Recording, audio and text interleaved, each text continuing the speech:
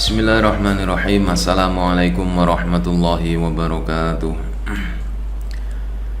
Bismillahirrahmanirrahim. La hadratin Nabil Mustafa Rasulillah Muhammad sallallahu alaihi wasallam wa ala alihi wa azwajihi wa dhurriyyatihi wa ahli baitihi wa jami'i sahabati wa tabi'in alladzina yattabi'una bi ihsanin ila yaumiddin, khususan ila hadrati muallif hadzal kitab hadratus Syekh Muhammad Hasyim Asy'ari wa jami' masyayikhina wa syaikhi syuyukhina wa mu'allimina wa sadidina syaulillahi lana wa lahumul fatiha. A'udzu billahi minasyaitonir rajim. Bismillahirrahmanirrahim. Alhamdulillahi rabbil alamin. Ar-Rahmanir Rahim. Maliki yaumiddin. Iyyaka na'budu wa iyyaka nasta'in. Ihdinas siratal mustaqim. Siratal ladzina an'amta 'alaihim ghairil maghdubi 'alaihim waladdallin. Amin. Bismillahirrahmanirrahim. Qala muallif rahimahullahu ta'ala wa nafa'na bihi wa bi'ulumihi wa amaddana bi asrarihi wa a'ada alaina bi barakatihi. Amin ya rabbal alamin. Wasalisu ayyahdhara fi ibtida'i amrihi minal istighali fi ikhtilafi bainal ulama'i wa bainan nasi mutlaqan. Wasalisu utawi adab kang kaping telu, yaiku adabe murid kalian pelajarane.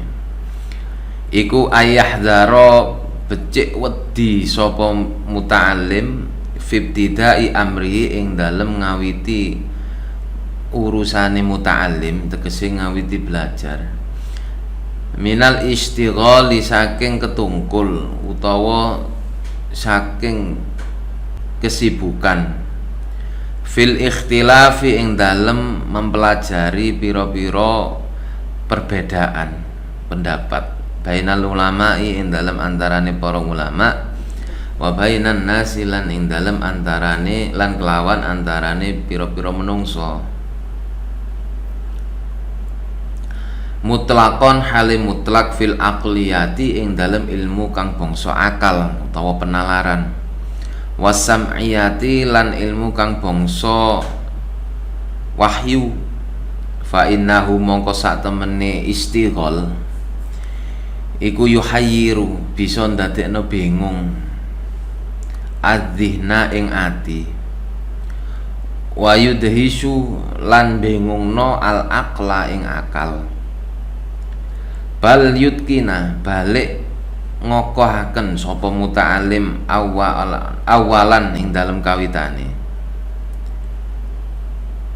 kitaban ing siji kitab wahidatan kang siji fifanin ing dalem fan bidang keilmuan wahidin kang siji wa kutuban lan pira-pira kitab fi fununin ing dalem pira-pira bidang keilmuan. In kana lamun ono sapa muta'allim iku yahtamilu kuat nanggung sapa muta'allim dalika ing mengkono-mengkono kutuban fi fununin ala tariqatin ing atase dalan wahidatin kang siji yartadi kang ngridoni ha ing tariqah lahu kudu muta'allim sapa syaikhuhu gurune muta'allim.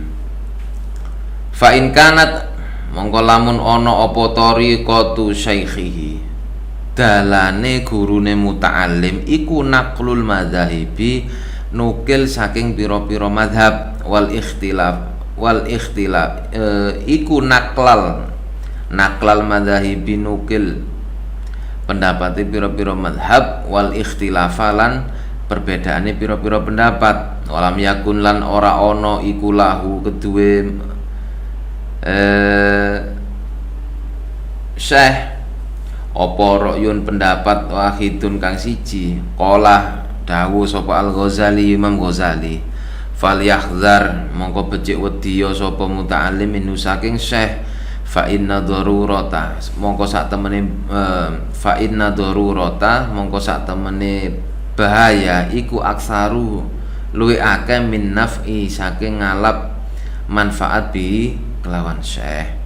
Wa kadzalika lan kaya mengkono yahdharu wedi sapa muta'allim fil ibtida'i talabihi ing dalem ngawitane lurune muta'allim minal mutalaati saking pira-pira melajari ilmu fi tafarikil musannafati ing dalem pira-pira beda-bedane wong kang nulis kitab. Fa innahu mongko sak temene tafarruq iku yudayi fa innahu mongko sak temene mutolaat iku yudayiu nyiak-nyiakno zamanahu ing waktune muta'allim wa yufarriqu lan misahno sapa muta'allim dzihnahu ing atine muta'allim bal yuqta balik maringi sapa muta'allim bal yuqta balik diparingi sapa muta'allim alkitaba ing kitab alladzi yaqra'u kang maca sapa muta'allim ing kitab awil fanna utawa fan keilmuan alladzi ya'khudhu kang ngalap sapa muta'allim ing fan kulliyatahu ing sekabehane fan hatta yutkina sehingga kokoh utawa kuat sapa muta'allim ing fan. Wa kadzalika lan kaya mengkene yahdzar wedi sapa muta'allim min tanakulin saking ngolah ngalih min kitabin maring siji kitab ila kitabin maring kitab liya min ghairi mujibin saking tanpa ana perkara kang netepaken utawa majibaken. Fa innahu mongko sak temene fan iku fa innahu mongko sak temene nakal utawa ngolah ngali iku alamatud dojri pira-pira tandane bosen wa adamul falah lan ora onone keberuntungan utawa kabegjan. Wa amma idan taha lan anapun nalikane wis tutuk sapa muta'allim wa ta'akkadat lan kokoh apa makrifatahu pengetahuane muta'allim fal aula mongko utawi kang luwe fal aula mongko utawi kang luweh apik iku alla yada'a yen to ora ninggal sapa muta'allim fannan ing fan minal ulumi syar'iyyati bayane saking pira-pira ilmu syariat illa nadzara kejaba angin ningali sapa muta'allim fi ing dalem fan fa inna sa'idahu mongko sak temene nulungi fa inna sa'ada mongko sak temene nulungi hu ing mah apa al qadaru takdir wa tulul umri lan dawane umur alat tahari ing atase memperdalam fihi ing dalem fan wa ila lamun ora fakana mongko ana sapa muta'allim iku qad istifada teman-teman amri faedah sapa muta'allim minggu saking fan ma ing barang ya takhallasu kang selamat bihi kelawan ma an urwatil jahli saking taline sifat bodoh bidzalikal ilmi kelawan mengkon-mengkono ilmu wal ya'tani lan becik nemen-nemeni sapa muta'allim min kulli fanin saking saben-saben fan bil ahami kelawan fan kang paling penting wala yaufulu lan ora kena lali sapa muta'allim anil amali saking ngamalno bi kelawan fan alladzi kang huwa ya alladzi iku al maksudul bil ilmi den sejo kelawan ilmu. Adapun pendapat yang dari adab-adab seorang pelajar ketika belajar atau memperlakukan kitabnya atau pelajarannya, cara merawat hafalannya. Pada poin ketiga ini dijelaskan hendaknya ketika seorang pelajar mengawali untuk mempelajari satu bidang keilmuan, hendaknya ia harus berhati-hati, jangan sampai disibukkan dengan ilmu-ilmu yang bahas atau mengulas tentang perbedaan-perbedaan pendapat di kalangan ulama atau di kalangan orang lain, baik itu bersifat akliyah penalaran atau bersifat wahyu. Karena bagi seorang pelajar yang pemula, hal itu akan memberatkan, akan membingungkan hatinya, akan membuat akalnya tidak mampu untuk mencerna dari perbedaan-perbedaan pendapat itu. Hendaknya pelajar yang mengawali pelajarannya lebih memfokuskan diri pada satu bidang keilmuan yang tidak membahas perbedaan-perbedaan atau khilafiyat di antara para ulama.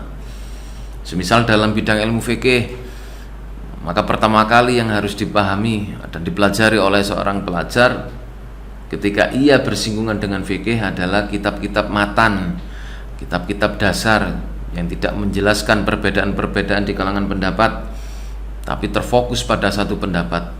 Dan ini merupakan kitab dasar bagi pemula yang ingin mempelajari tentang fikih. Kemudian ketika dia sudah paham tentang pengetahuan-pengetahuan dasar dari fikih, kemudian berlanjut pada keterangan-keterangan yang bersifat ulasan panjang lebar atau syarah dari matan. Dan setelah dari syarah, kemudian apabila dia sudah memahami kode etik dalam suatu madhab, maka berikutnya dia diperbolehkan untuk belajar tentang ikhtilaful madzhab atau perbedaan-perbedaan di antara para ulama madhab.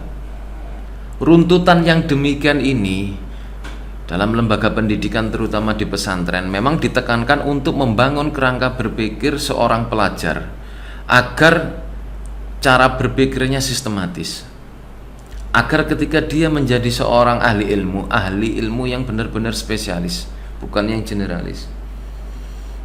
Karena dengan cara berpikir yang sistematis, otomatis dia akan bisa menjelaskan, bisa memaparkan suatu keterangan dengan runtut.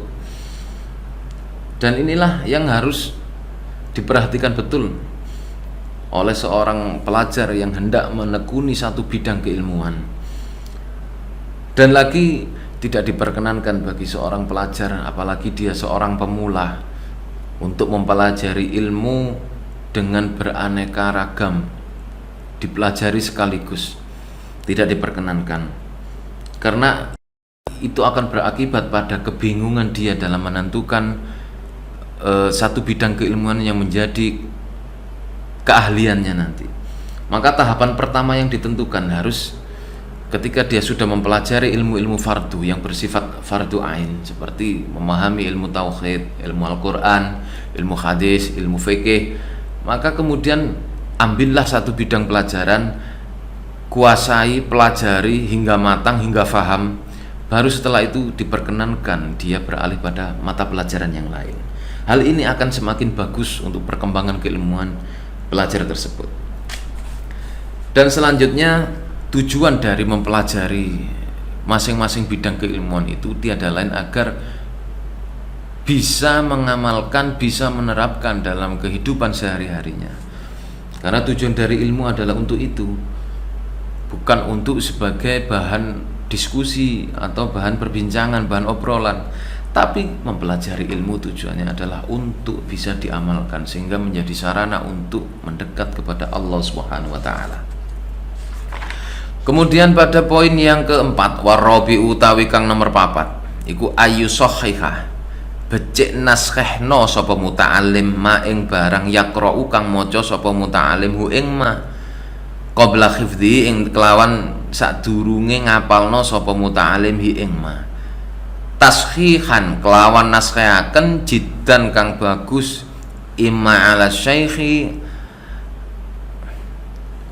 utawa ing atase syekh, au ala ghairi utawa sakliyane syekh, miman saking setengah saking wong yutkinu kang nguasai utawa kokoh sapa manhu ing ilmu, wayafadhu lan ngapalno sapa muta'alim ing ma ba'da dzalika ing dalem sakwuse mengkono-mengkono naskah, khifdhon kelawan apalan, muhkiman kang kokoh, summa yukariru nulim balen-baleni sapa muta'alim ing ma ba'da khifdhihi ing dalem sakwuse ngapalno sapa muta'alim ing ma, tikrara muwadzibin kelawan oleh baleni wong kang ngajekno apalan, Wala yakhfadulan orang kena ngapalno sapa muta'alim syai'an ing suwiji-wiji qabla taskhihi ing dalem sadurunge naskhehno sapa muta'alim hi ing syai' li anna krana sak temene al khifdu qabla taskhih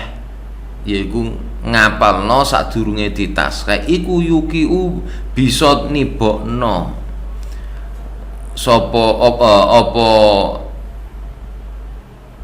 syai' fit takhrifi ing dalem ngowahi lafat waqat taqaddamalan teman-teman wis dhisik apa annal ilma sak temene ilmu iku layu khadhu ora den alap minal kitabi saking minal kutubi saking pira-pira kitab fa innahu mongko sak temene akhdhul ilmi minal kutub iku min adharril mafasidi setengah saking luweh bahayane pira-pira kerusakan wayam bagi lang sayukjo apa ayyukhdira becik nekani utawa nekaake sapa muta'alim indau kelawan sandinge muta'alim ad-dawata ing mangsi utawa tinta wal qalamalan pulpen utawa potlot wasikina lan lading liusliha kanggone bagusaken sapa muta'alim wayadbata lan melanggeri sapa muta'alim ma ing barang yusakhiha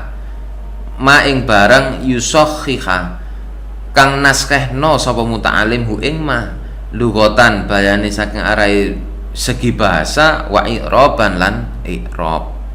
Kemudian yang keempat, hendaknya seorang pelajar jangan sekali-kali menghafal sesuatu pelajaran sebelum ditaskhehkan sebelumnya kepada guru yang bersangkutan atau ditaskhehkan pada guru yang muktabar atau pada guru yang memang sangat mumpuni dalam bidang keilmuan yang hendak dihafal oleh pelajar tersebut. Dan hendaknya pelajar itu menghafalkan apa yang dia pelajarinya setelah mendapatkan taskhih dari gurunya, seperti halnya ketika menghafalkan Al-Quran. Karena bacaan itu termasuk dari sanad keilmuan, maka hendaknya ketika orang itu menghafal, hendaknya dia mencari guru terlebih dulu untuk menyetorkan hafalan, untuk menyetorkan bacaannya dengan binadhar, dengan melihat. Kemudian mana bacaan-bacaan yang dirasa perlu dibenahi oleh guru dari bacaan si murid, entah dari segi makharijul huruf, entah dari sifatul huruf, atau dari hukum tajwid panjang pendeknya.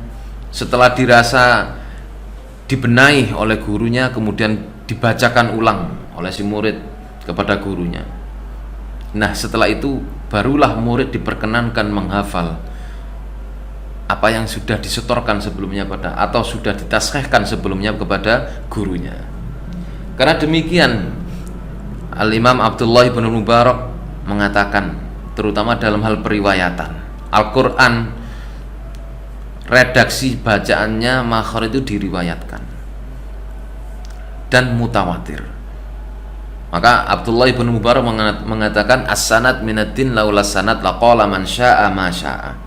Sanad keilmuan, mata rantai keilmuan itu merupakan bagian urusan agama yang paling penting, merupakan bagian hal yang paling pokok dan mendasar dalam agama. Laula sanad laqala man syaa ma syaa.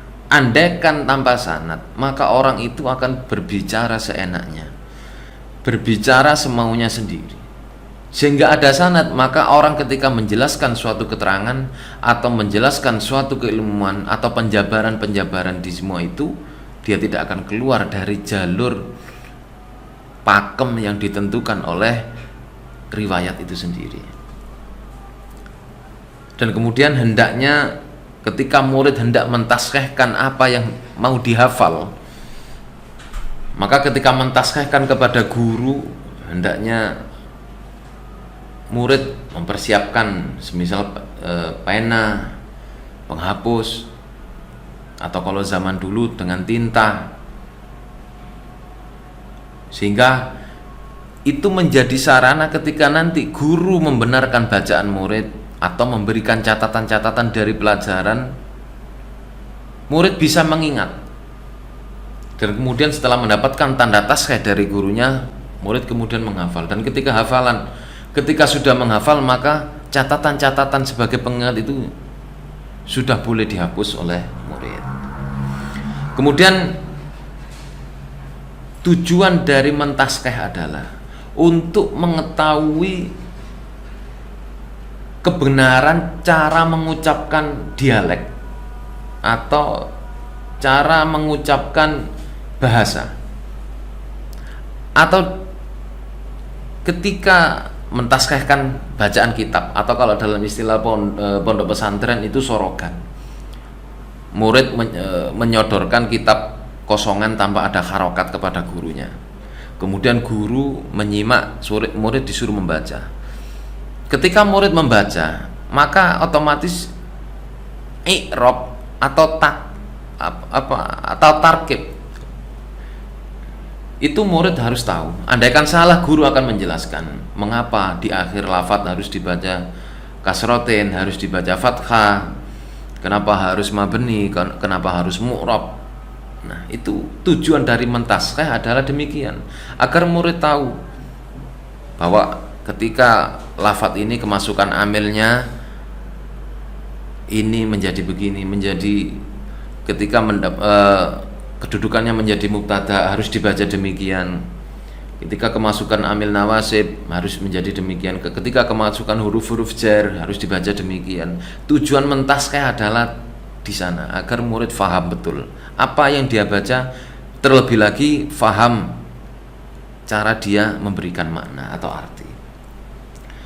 Kemudian yang kelima, wal khamisu utawi kang kaping 5 iku ayyubakira, yen to isu-isuan sapa muta'alim li sima'il ilmi krana arah ngrungono ilmu, la siyama luweh-luweh al hadis ing ilmu hadis, ngrungono ilmu hadis, wala yuhmila lan ora kena ngangguraken sapa muta'alim al istighala ing kesibukan bihi kelawan hadis, wa bi ulumihi lan pira-pira ulumul hadis, wan nadhara lan ningali sapa muta'alim fi isnadihi ing dalem isnadi hadis, wa ahkami lan pira-pira hukume hadis, wa fawaidihi lan pira-pira faedah hadis, wa lughatihi lan pira-pira bahasa hadis, wa tawarikhihi lan pira-pira tarehe utawa sejarah hadis, bagaimana apa kronologi hadis itu diturunkan, wayak tani lan nemen-nemeni sapa muta'alim awalan kelawan kawitane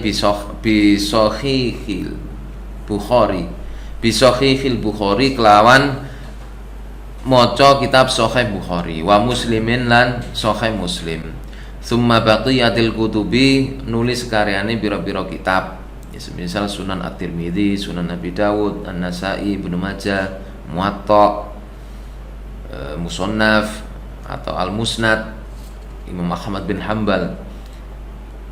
Summa baqiyatil kutubil usuli nulis sekarene pira-pira kitab kang pokok, al-mu'tamidati kang dadi pegangan fi hadzal sya'ni dalam ikilah ilmu hadis, kamu watain kaya dene kitab Al-Muwatta Imam Malik, kal Muwatta'il Imam Malikin kaya dene kitab Muwatta Imam Malik, wa sunani Abu Dawudin lan kitab Sunan Abi Dawud, wan Nasai lan Sunan An-Nasai, wa Ibnu Majah lan kitab Sunan Ibnu Majah, wa Jami' At-Tirmidzi lan kitab Sunan Jami' At-Tirmidzi. Wala yang bagi lan ora sayukjo opo ayak tasiro yen to ngringkes sapa muta'alim alama ing atase barang wa kang utawi ma iku aqalluh luwih sedidik min dzalika saking mengkono-mengkono Sahih Bukhari lan liyan-liyane. Wa ni'mal mu'inu lan sak bagus-baguse kitab kang nulungi lil faqih kedue ahli fikih iku kitabu Sunanil Kubra, kitab Sunan Al-Kubra li Abi Bakar Al-Baihaqi, yaiku kitab Sunan Al-Kubra kang disusun dening Imam Al-Baihaqi.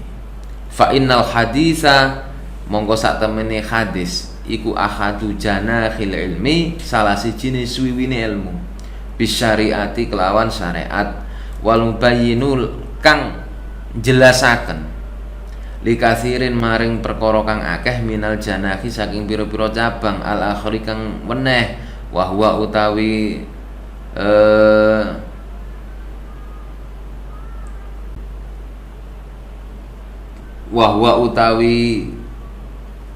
al-mubinul katsir minal janahi iku al-Qur'anu Al-Qur'an. Qala dawu sapa Imamun Asy-Syafi'i. Imam kita rupane Asy-Syafi'i, Imam Asy-Syafi'i radhiyallahu an. Man utawi sapane wong iku nadzara ningali sapa man fil hadis ing dalam hadis qawiyat mongko kuat apa hujjatuhu hujjahe utawa argumentasine man. Kemudian yang kelima, hendaknya seorang pelajar semangat berangkat pagi-pagi untuk mendengarkan hadis, terutama dalam ilmu hadis, ilmu-ilmu yang menyangkut hadis, misal mustalah hadis, ilmu periwayatan. Dan hendaknya pula pelajar memperhatikan mata rantai hadis, isnadnya hadis, sanadnya hadis, hukum-hukum yang termaktub dalam hadis, faedah-faedah yang dapat diperoleh dalam hadis, susunan redaksi bahasanya, karena beberapa hadis biasanya terdapat semisal hadis mudrot itu suatu redaksi hadis yang diberi sisipan oleh perawi hadis, sisipan redaksi. Watawarihi, sejarah-sejarah hadis. Pelajar harus tahu ketika mempelajari satu hadis, dia harus faham asbabul wurudnya hadis, apa peristiwa yang melatar belakangi sehingga Rasul mengatakan atau mengucapkan hadis demikian. Karena mengetahui sejarah hadis itu akan menjadi pemahaman pijakan bagi hukum itu dibangun. Kemudian saran dari para ulama yang paling baik adalah pertama kali mempelajari Sahih Bukhari dalam bidang hadis, yaitu Sahih Bukhari, Sahih Muslim. Setelah itu kitab-kitab induk yang lain, semisal kitab Muwatta Imam Malik, Sunan Abi Dawud, Sunan An-Nasai, Ibnu Majah, Sunan At-Tirmidzi, dan kitab-kitab induk lain semisal Musnad Ahmad bin Hambal. Dan tidak diperkenankan murid membuat ringkasan lebih sedikit dari apa yang termaktub dalam keterangan-keterangan tersebut. Misalkan dalam kitab-kitab hadis biasanya diberi taklik atau takhrid, catatan dari pentakhrid, peneliti hadis, status hadisnya. Semisal dalam Sunan At-Tirmidzi biasanya dijumpai ada status hadis yang dhaif, sehingga itu diberi catatan oleh yang mensyarah hadis. Nah, ketika seorang murid belajar tentang hal itu, maka dia tidak boleh membuat ringkasan yang ringkasannya lebih sedikit daripada apa yang telah diringkas oleh pentahqiq kitab itu. Kemudian bagi seorang pelajar yang hendak belajar tentang fikih misalkan, atau memperdalam kitab fikih, maka kitab-kitab hadis yang paling bagus dijadikan pijakan untuk pengetahuan tentang dasar-dasar ilmu fikih dibangun, yaitu Sunan Al-Kubronya Imam Al-Baihaqi. Karena ilmu hadis merupakan salah satu sayap daripada sayap ilmu, maka penting sekali sebagaimana dipaparkan di awal bahwa mempelajari tauhid, Al-Quran, Al-Hadis merupakan ilmu fardu ain. Karena dari sanalah hukum-hukum itu dibangun. Kemudian ilmu fikih, dan selanjutnya adalah Al-Quran. Maka ini tidak bisa dipisahkan antara Al-Quran dan hadis, adalah dua sumber yang menjadi rujukan para mujtahid membangun madhabnya. Jadi dengan demikian bukan berarti ketika taraktu fikum amrayni lan tadillu ba'da in tamassaktum bihima kitabullahi wa sunnati. Dalam hadisnya Rasul begitu. Aku tinggalkan dua hal yang apabila kamu berpegang teguh pada keduanya kamu tidak akan tersesat jalan, yaitu Al-Quran dan Al-Hadis. Tapi cara kita memahami Al-Quran, cara kita memahami hadis tidak bisa lepas dari ulama. Karena apa? Sanad itu penting. Jadi kita tidak bisa merujuk suatu hukum langsung merujuk pada Al-Quran atau merujuk pada hadis. Kompetisi kemampuan kita, skill kita itu belum layak untuk langsung mengotak-atik hukum langsung pada sumber asal atau sumber pokok, yakni Al-Quran dan Al-Hadis. Ini tidak benar. Makanya kenapa para ulama dulu mengatakan as-sanad minad-din, mata rantai keilmuan itu dibangun dari keguruan, hubungan murid dengan guru, guru dengan gurunya, demikian sampai Rasulullah. Dan andaikan tanpa adanya sanad keilmuan, mata rantai keilmuan seperti ini, maka orang akan berbicara seenaknya. Ini fatal. Sehingga akhirnya dhol mudil, sesat dan menyesatkan. Makanya tidak bisa. Sampai Imam Syafi'i mengatakan man fassarul Qur'an bi ra'yihi man itasama bi dhahiril ayat faqad kafara. Salah satu contoh misal ayatul mutasyabbihat. Barang siapa yang berpegang, berpedoman, berpijak pada zahir-zahir teks ayat mutasyabihat faqad kafara, maka dia telah kafir. Karena apa? Ayat-ayat mutasyabihat itu masih membutuhkan takwil. Jadi tidak bisa kita langsung ketika di Al-Quran kullu syai'in halikun illa wajhah, segala sesuatu itu akan musnah kecuali wajahnya Allah. Berarti Allah itu punya wajah. Pengertian wajah di sini harus ditakwil. Karena kalau kita mengatakan wajah di situ ya berarti Allah punya wajah. Ya wajah seperti kita, kafir gitu. Makanya para ulama salaf sampai berhati-hati. Wajah di situ adalah laisa ka wajhina, yadun laisa ka yadina, ka aidina. Yadullahi fawqa aidihim, tangan Allah di atas tangan-tangan mereka. Maksudnya adalah kalau generasi mutaakhirin mengartikan al-qudrah, yaitu kekuasaan Allah di atas kekuasaan mereka. Tapi kalau orang salaf yadun ya yadun, tapi laisa ka aidina, tidak seperti tangan kita. Wallahu a'lam. Makanya Imam Malik mengatakan wasu'alu anhu majhul, menanyakan hal itu adalah tidak diketahui atau termasuk kebodohan. Makanya sampai muncul satu idiom as-salafu aslam wal khalafu a'lam. Orang salaf itu lebih selamat dalam berpendapat. Sedangkan orang kholaf, generasi mutaakhirin kurun 300 tahun ke atas, itu a'lam, lebih mengerti. Makanya dalam satu hadis, sampaikanlah hadis dariku kepada orang yang tidak mendengar langsung kepadaku. Karena betapa banyak orang yang tidak mendengar langsung dariku, dia lebih paham, lebih mengerti tentang apa yang dimaksud oleh sabda. Wasadisu wallahu a'lam bissawab. Rabbi fanfa'na bibarakatihim wahdinal husna bihurmatihim wa amitna fi tariqatihim wa muafatim minal fitani. Rabbi fanfa'na bibarakatihim wahdinal husna bihurmatihim wa amitna fi tariqatihim wa muafatim minal fitani. Rabbi fanfa'na bibarakatihim wahdinal husna bihurmatihim wa amitna fi tariqatihim wa muafatim minal fitani. Bismillahirrahmanirrahim. Allahumma inni astaudi'uka ma 'allamtanihi fardudhu ilayya 'inda hajati ilayhi wa la tansanihi. Allahumma inni astaudi'uka ma 'allamtanihi fardudhu ilayya 'inda hajati ilayhi wa la tansanihi. Allahumma inni astaudi'uka ma 'allamtanihi fardudhu ilayya 'inda hajati ilayhi wa la tansanihi ya rabbal alamin. Da'wahum fiha subhanakallahumma wa tahiyyatuhum fiha salam wa akhiru da'wahum alhamdulillahi rabbil alamin. Thumma assalamu alaikum warahmatullahi wabarakatuh.